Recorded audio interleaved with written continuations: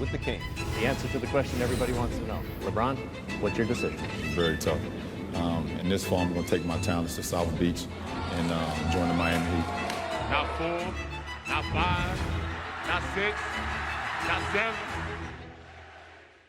Wow, 16 years ago today, when LeBron went on ESPN with the decision and orchestrated event at the Boys and Girls Club in Greenwich, Connecticut, announcing that he would be taking his talents to South Beach, where, of course, he would eventually win his first 2 titles. And according to the Nielsen rating, an average of 9.9 million people in the United States watched the decision, with the peak being at 13 million, a monster rating. Brian, it was one of those, where were you when that happened moments. What do you remember about that day? Well, first off, shout out to Stuart Scott. Whenever we see him on the airways, it's always great to see and hear from him.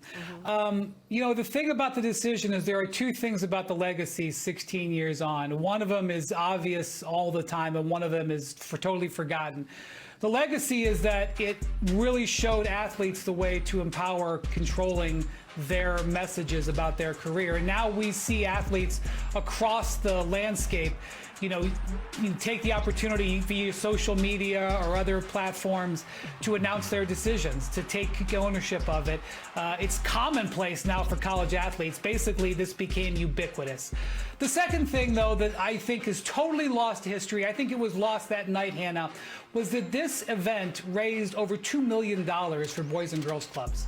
And the $2 million went to the 6 cities that LeBron was considering in free agency. Yes, Miami, yes, Cleveland, but also to Los Angeles, also to Chicago, also right there to Greenwich. And these clubs got new roofs and new computers and court refurbishments that are still in use today.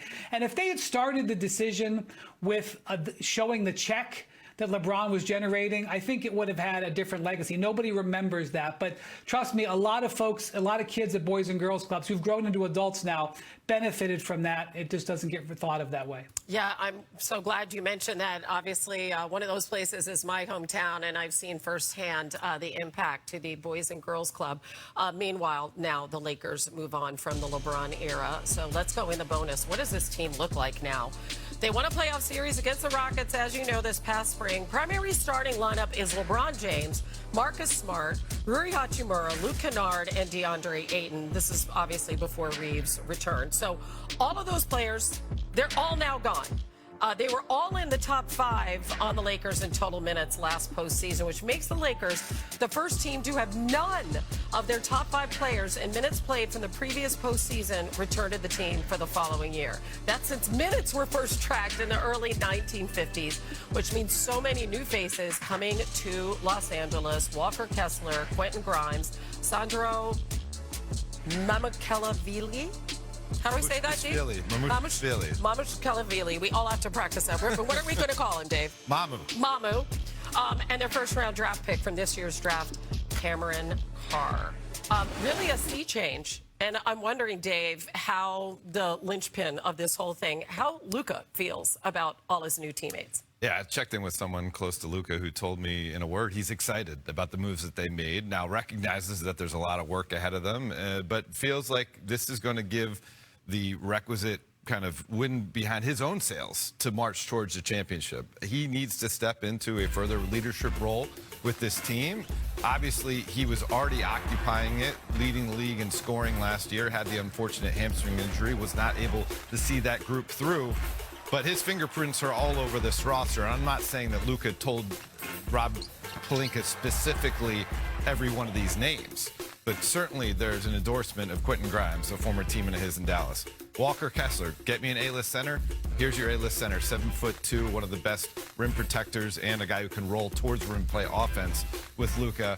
He wanted to play with Austin Reeves. He's back, and Mamu, I think, is a guy that they kind of discovered in Toronto that can give them more. Now, one guy I want to mention, though, is Kevon Looney. And that was another backup that they added that, you know, they needed a backup center, right? He had some opportunities around the league. I spoke to someone close to him today who said that he saw it as a clear opportunity. He saw a parallel between some of the half-court sets that they're going to run, the way he can free up Luka and AR, the same way he freed up Clay and Steph with screens, multi-time champion. And then let's talk off the court. He's a UCLA guy. He spends his offseason in LA. Right. He's getting married this weekend. Oh, congrats. To his bride, who is also a hooper at Cal State Northridge. Oh, whoa. So it's a happy time for the Looney family. Okay, that's great. You know, I've spent some time around Gavada. He's a good guy to have among this group as a veteran leader as well. Yeah, Shanae, what about the defense? Well, I mean, if you're looking at your two pillars of your team, not known for their defense is a at all, conversation for another day, because I think that that's going to be a collective group effort on behalf of the Los Angeles Lakers. I want to go back, though, to the post players, because the one prerequisite for Luka Doncic's success, outside of what he does by himself, 30 points per game, is the need for a great center and having lobs. And this is the potential here, because Luka Doncic on lobs assists the most in the NBA, first in that category. And Walker Kessler actually was fifth in field goals made via lob. So he is a lob threat. But again, Hannah, I will give a nod to defense, because defensively, he actually, over his career, averages 2.5 blocks per game, which is solid. And then offensively, he shoots 68% in his career. So when we think about those Dallas days where Luka was sensational, taking them to NBA Finals, being in the MVP conversation, it all hinged upon the centerpiece literally being a lob threat. Now, they have some ways to go, because Dallas had a battalion of them, and they did work on both ends of the floor. But at least Luka can be a little bit happier that he did get a center, a top-tier center, potentially with good chemistry that he co-signed. And you know Luka, the way he has that downshift in gear and be able to work the half-court offense, and if he can get that help defender just take one step towards him, that leaves a 7'2" guy by the rim. True. He can obviously thread the needle with that. Are they done making moves? There's one empty roster spot remaining, and sometimes a team will have 14 guys on their roster, and it's like, we're going to keep that spot open to give us some optionality towards the trade deadline. We could do for 2-for-1 deal, or we could pick up someone from the trade, the buyout market. That's not the case with the Lakers. They view this final spot as a very important piece to their potential puzzle. One guy they're speaking to, Anthony Slater, been all over it. Anthony Slater, Jonathan Kuminga. And right now he's without a team. Now, Atlanta, you know, turned down their team option of $24 million for him this year.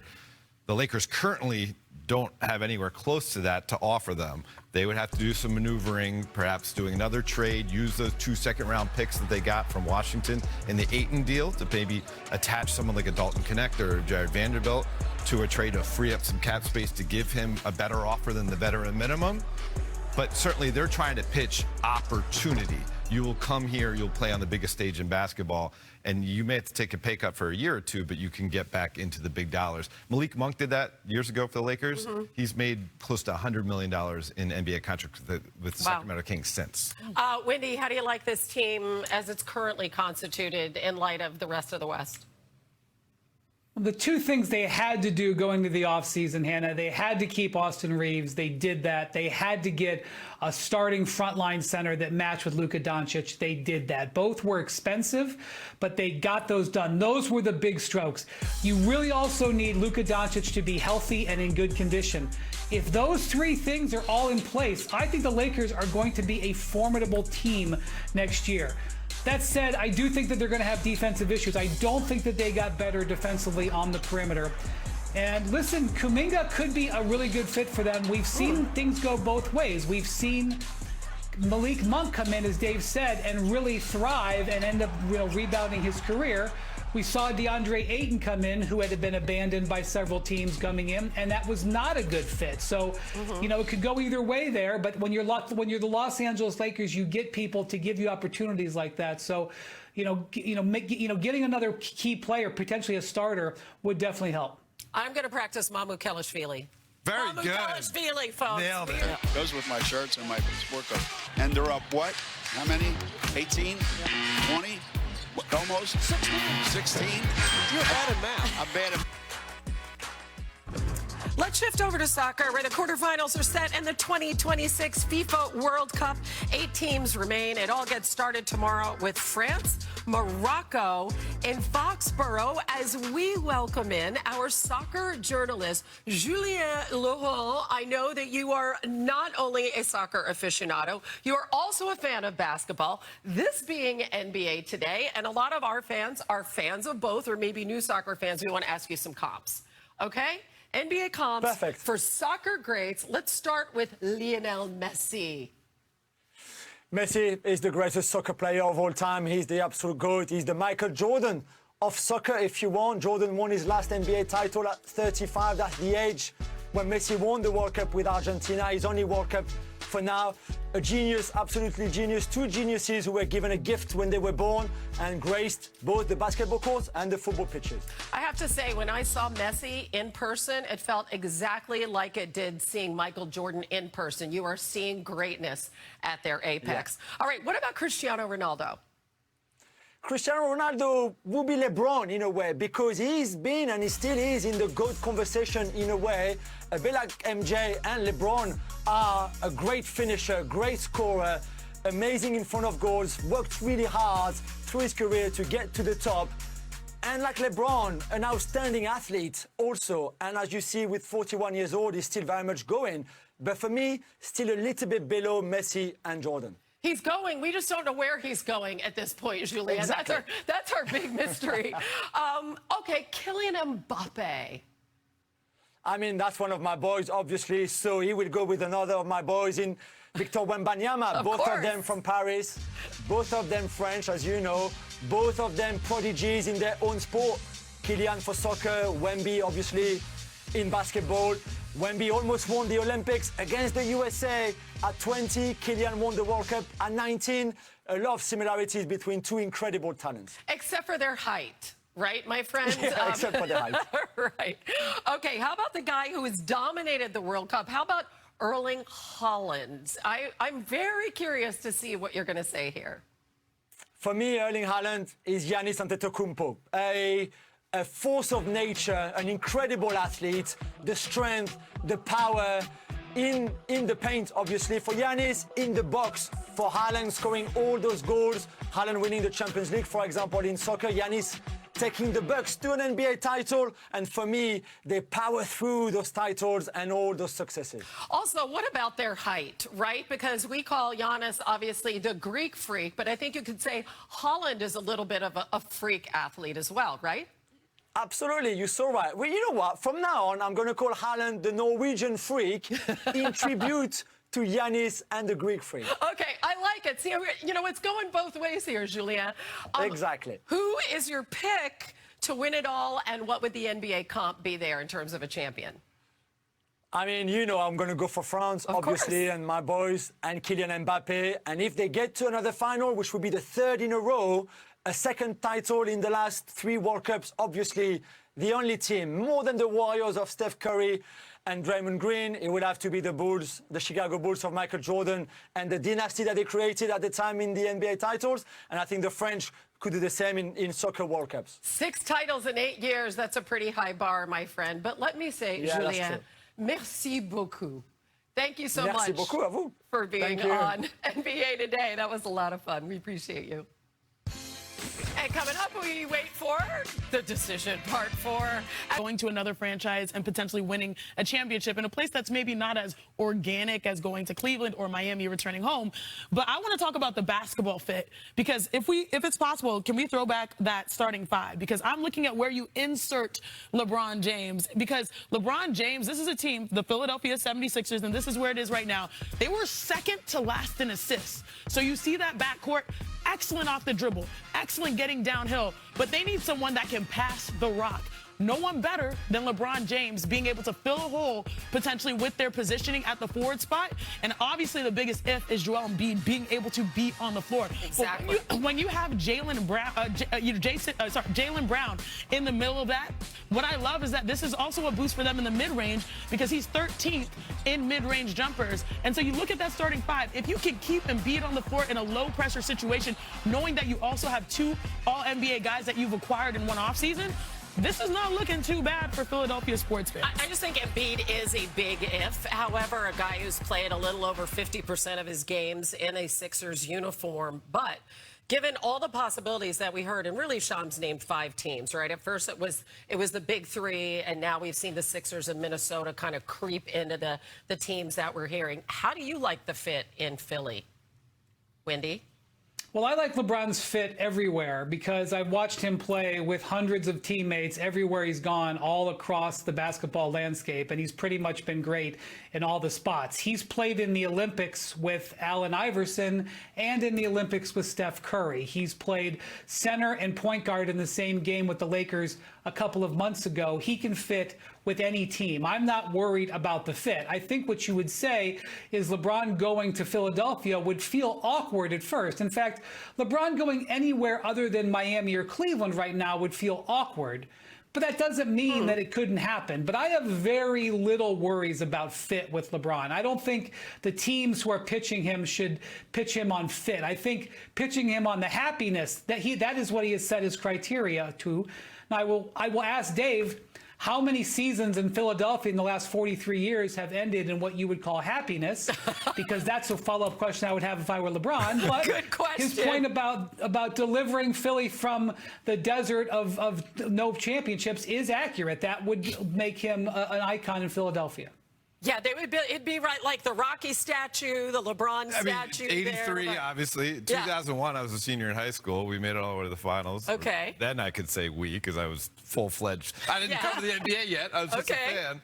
Yeah, there's not many, Brian. And certainly a run to the conference finals would be further than Joel Embiid has been able to go with this group. And I'll also add, in terms of the happiness, Tyrese Maxey is another one of LeBron's favorite people in the NBA. He's been training with him throughout the summers and has really taken pride in his ascent in the sport. Let's actually dive deeper into that, because anytime I watch LeBron James play, you know what I say? Teach me your ways. Let's go back to school, but actually to Rich Paul's big board, which right now is a whiteboard, and talk about the possibilities that he has illustrated, starting with the Philadelphia 76ers. You see that squad right up there? Let's dive into it, because Dave, you are exactly right. These guys kind of go way back. They're in the lab together. They're both represented by Rich in clutch, so there's a little synergy. But what I like about this pairing potentially is that LeBron James is excellent. He is a beast. He is a freight train in transition, and so is Tyrese Maxey, and so is VJ Edgecombe. So you can just imagine defenders being in a blur when it goes to transition basketball. Speaking of which, most fast break points in the NBA last season, number 1, Tyrese Maxey. Number 2, potentially LeBron James, them teaming up together. Let's go back to the big board, though, because let's talk about another team. This might be probably the most natural fit given his past. The Cleveland Cavaliers, okay? If you check them out right here. Okay, LeBron James, we all know he's everything to Cleveland. He is that man with the statue, literally. Most made field goals, most made free throws, all-star selections, all NBA selections. This right here is just pretty much, in one word, poetic, because this is where it all got started. This is where dreams were made. And to be able to see LeBron James back in Cleveland, you look at the starting lineup, James Harden, Donovan Mitchell, who's there for the long term, LeBron James, Evan Mobley, Jared Allen. Doesn't look so bad. So that probably is the most natural fit, right? And of course, we know he brought it back. He won the championship of all championships. But the last sleeper in this conversation we've alluded to is down here, the Denver Nuggets, because there's a little chemistry there, potentially, because look at these two guys. If you talk about talent with size, most games leading the NBA in points, rebounds, and assists in NBA history, 164, 164 LeBron James and Nikola Jokic. But I feel like people should remember this, too, from the All-Star game. Nikola Jokic drafted himself to LeBron James's squad, so maybe they'll be shooting their shots to see if they can align. Again, when we talk about scoring, facilitating, passing, these guys are just on different levels. Can you imagine Jamal Murray and then LeBron James and then Nikola Jokic? That would be wild. The IQ, talking about school, back to school, would go crazy. And don't worry, kids, it's still summertime. But the summer is hot, especially when you think about the whiteboard and the possibilities, a la Rich Paul. Fabulous, Janae. And obviously we heard around the league, Giannis is officially on the Heat. But before leaving Milwaukee, he posted an interview with former Bucks broadcaster Jim Paschke. I would say that you could always come home. That'd be awesome. You've earned that. You'll always be welcomed here. That'd be awesome. That'd be awesome if I can go and play and maybe come back. Kevin Garnett did the same thing. I saw this clip of him walking into the arena, and they gave him a standing ovation, and people till this day love him. And you know, some people don't always. They always will. Yeah. You've earned that. That's such a sweet exchange. Yeah. Obviously, there's a chapter before that chapter. How do you see these next few years going? It was a sweet exchange, especially knowing that he left, knowing that he wanted to honor the city of Milwaukee. But when we talk about homes, he's looking at homes oceanfront, yes, right, in South Beach. And I'm excited to see him immerse himself in Miami alongside Bam Adebayo. But then also potentially maybe the final years, the final chapter could be back in Milwaukee. All right. Giannis's former teammate, Chris Middleton, was part of a 6-team trade last night. He's going back to the Wizards via sign and trade on a 3-year, $17.6 million deal. Wendy, what kind of role do you expect him to have there in D.C.? A mentor role. I'm not sure what you'd see much on the court from Chris Middleton, but in Washington, they felt he was so good with their young players. And now he's got a real young player to mentor in A.J. Debonsa. And O.J. Debonsa, I think, will make good use of Chris Middleton. He will be at his side, you will see, throughout this entire season. I'm not sure what he's going to give him on the court, but in the locker room, Middleton is going to be very valuable. Thanks for the segue, Wendy. Number 1 overall pick, A.J. Debonsa, mic'd up at Wizards Summer League practice. Take a listen. Fired up. I'm for sure the Feds. We all good, though. It's one on our side. Oh, I'm back. Oh, corner field this side. Ice. Wait. Let me get it.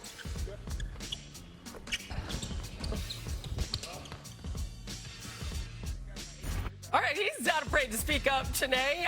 We're going to see him tomorrow in Summer League. I cannot wait. So excited. First of all, we get personality. I'm for sure the Feds because you're mic'd up. Second of all, you get the expression. This man is built for the spotlight both on and off the court. AJ, we're coming for you. Come chat with us. NBA Today on the road, okay? So excited to be in Vegas to see him have his debut. Yeah, we can't wait to see him play against Darren Peterson tomorrow night. All right, Jason Tatum spoke at an event for his new children's book, and he addressed the abrupt ending to his time with Jaylen Brown. And I'm going to give you a quote here. This is from Tatum, quote, "You just kind of feel like you're going to be on the team with somebody because that's all you know. And then it's just like one day you find out they're no longer on your team anymore, and we're all humans. We feel all those emotions going into the facility, knowing you have different teammates and somebody you've been to war with essentially is on a different team." Yeah, they're on an Eastern Conference rival. He's played his entire 9-season career, Wendy, with Jaylen Brown. How do you expect this team to be different going forward? What do you think it means for Tatum? Yeah, well, the Celtics are trying to totally remake their team for the modern league, which is not necessarily top-heavy with superstar players getting paid a lot of money, although I know Paul George is getting paid a lot of money alongside Jason Tatum. But to have a lot of depth that they can rely on to use a lot of different formations, a lot of different lineups, get better efficiency for their dollars. And I know that efficiency thing is a bugaboo for people because Jaylen Brown was a tremendous player who had great production. But the Celtics are trying a new way of doing things, and it's not just going to be Jason Tatum and Jaylen Brown. They're going to rely on Peyton Pritchard more. They're going to rely on Baylor Shireman more. They're going to rely on Hugo Gonzalez and even Mitchell Robinson and Nimish Queta, who they just re-signed. They feel like depth and overall youth is going to be more important than having multiple star players on superstar contracts.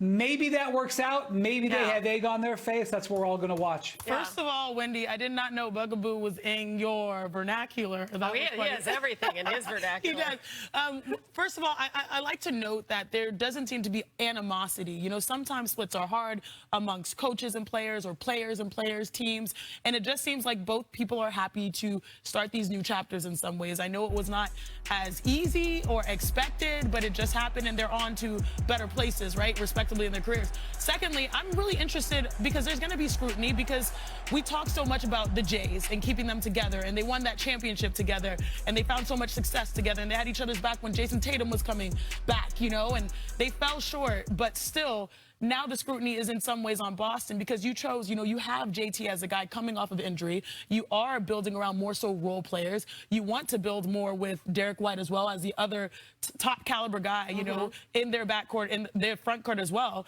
And so I'm curious on how this system really helps those others shine because there'll be a lot of eyeballs. And same thing for Jaylen Brown. There's going to be eyeballs to see how he does alongside a different looking dynamic duo, right? So I'm interested to see how this really shakes out for Boston. Not just in the, I think it's unfair to put those expectations on this year, but for the foreseeable future, because that's where the NBA is going. How can you have a superstar and young talent around them and build over a 5-term plan? Yeah, I mean, you just look at the young Spurs, you look at the young Thunder, and they can come at you in waves. These teams weren't built exactly the same. And then we have Paul George. Okay, so the Celtics welcome him to the squad officially yesterday after the trade.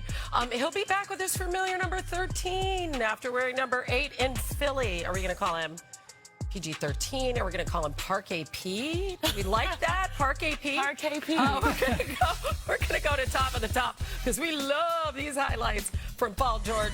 Let's get it. How about this? 2013 East Finals, the drive and dunk on Birdman. Man, these were the legendary Indiana Pacers highlights. This was like some of the most fun basketball for Paul George. When you talk about players of my generation, millennials, their favorite player, it was that guy hooping. How about this? Block on Stuckey, Wendy. That's the thing. He played both ends. He guarded the best wing player and was their leading scorer. That was where Paul George made his mark as a two-way star. Oh, just apologies, why you White have to put the Pal. name? I'm sorry. Why do you have to put the name? That's my friend, my brother from Stanford. We can just forget the name the next time, okay? I apologize in Thank advance. You. Thank you. Top showstoppers, 2012 against the Nets. Wendy reversed on this break. Wow. Yeah, this guy was a major athlete in his prime. He still is able to do a lot with his size and skill, but man, he could do so much in his prime. Did you see the, hey, calm down, y'all, with the hand, chill? Oh, yeah. Like flat-footed three. Unbelievable. Good Lord. How about the 360 windmill? Oh, it doesn't get better than this. This is like what you play on NBA 2K. That was right there, modeled in 3D, and so many people do that because they love those type of plays. Yeah, and one of the reasons why he is so popular. All right, 2008 disrespect here as a Fresno State point guard. How about this dunk on St. Mary's, Wendy? Man, I've never seen this play before. He was a sort of a surprise top 10 pick, but obviously a great pick by the Pacers. Chase down block there on Derrick Rose. Oh my goodness. I just love the breadth of these highlights, right? Sorry, CP3. That was tough. Oh, man. Kind of the definition of ankle breaker right there. Oh, it was. Okay, well, I hope we get to see more of that. I really do. I hope he has some good basketball left. 16 years since the decision. Is LeBron closing in on that next one? The latest on where things stand, as much as we actually know. It's a whole new look in Los Angeles. Our insiders are here. The latest on how the Lakers and Luka are feeling about their extreme makeover. And soccer's biggest superstars meet the NBA. Which Hoopers are the perfect match for Mbappe, Messi, and more? Find out next on What about NBA Today. Holland?